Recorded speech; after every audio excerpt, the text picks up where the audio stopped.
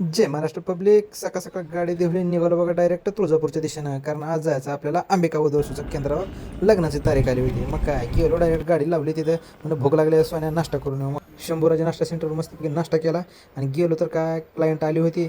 मग काय सुरू झाला बघा विधी.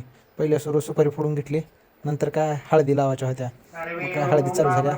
अंबिका वधू सूचक केंद्रामध्ये लग्न एकदम पारंपरिक पद्धतीने केलं जातं बघा.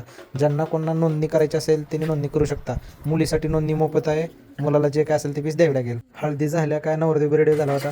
मग काय शिवतीला जायचं होतं दौलत पाया पडायला. मग काय गेलो बघा नवरदेवाला घेऊन मस्तपैकी पाया पडून आलो.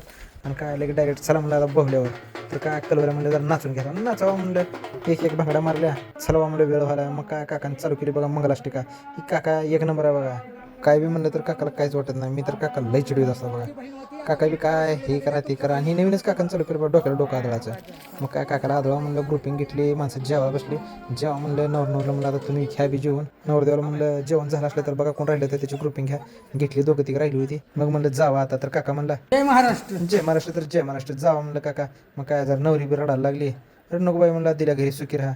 निघालो आपली गाडी घेऊन, CNG फुल केला आणि निघालो आपल्या गावाकडच्या दिशेनं. तर आजचा व्हिडिओ कसा वाटला नक्की लाईक करून सांगा. व्हिडिओ आवडल्यास लाईक करा, फॉलो करा, शेअर करा. धन्यवाद. बाय.